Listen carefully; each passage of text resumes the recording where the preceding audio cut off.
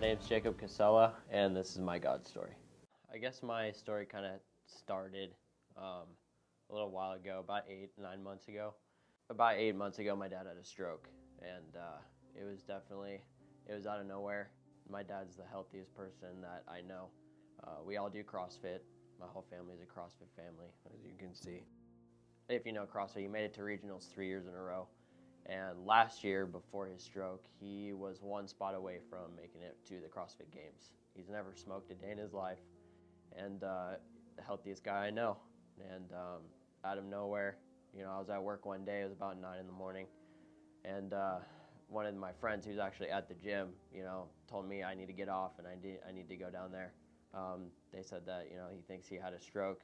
So I guess after that, I have two brothers, and they're younger than me. So I was the one in the family that had to step up. I had to manage his finances, his medical decisions, take care of the house, take care of him, as well as manage my own stress and my own anxiety that I had on in my life. And I tanked. I had developed the worst drinking habit that I've ever had in my life. I would drink substantially, a night before work. I'd go to bed throwing up, and I'd wake up at 5 o'clock in the morning throwing up and going right to work. That's just where I was. I was bitter, I was angry, I was confused, and honestly, my faith just downfalled. I hit rock bottom, and I didn't really care. And doing that, I also saw that, and I don't know if it was my decisions, but my brothers were also taking a toll as well. They were getting into drugs and drinking and driving. My dad and he can't speak that well, but we would always butt heads, and I had no patience for anything. So that's what was going on in the household. And I woke up one morning, hungover, throwing up again, on my way to work, and I just thought to myself driving, I'm like, what am I doing? Like, this isn't me. This is just me trying to cope with and get over the bitterness that I had inside. And so I changed my way real quick. I was pretty fortunate that God allowed that to happen. I snapped right out of it. I threw away all the bottles I had. I got out of it real quick, and I started going back to church. My grades were slipping, but I started to study way more. I got my grades back up. Ever since I was a senior in high school, God's given me the passion in my heart to pursue a career in the fire service. Recently, I'm not a fireman, but God's blessed me with the opportunity to volunteer with the Phoenix Fire Department, and that's probably one of the biggest accomplishments that I've ever been given from Him. And I worked real hard for it, but I enjoy every second of it, and it's a good start. I look at it now as God was, it's like a bow and arrow, like we learned about in church. All that stuff, all that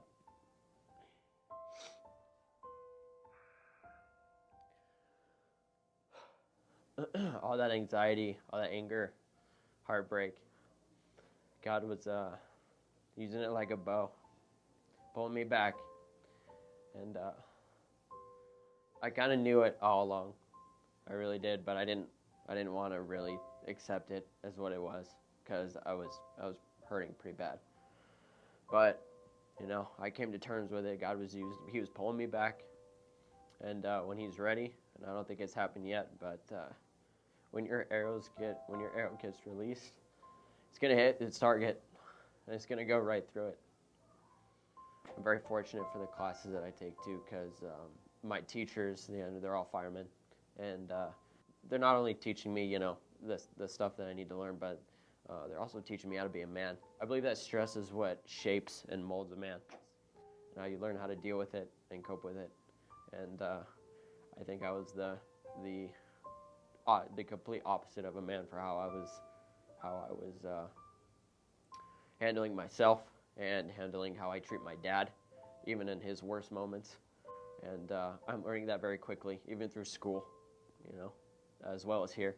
But so that's what I'm doing. My dad and I are getting along better, and I try my best. But that's where we are right now, and I can say that God placed me where I am today to not only humble me, but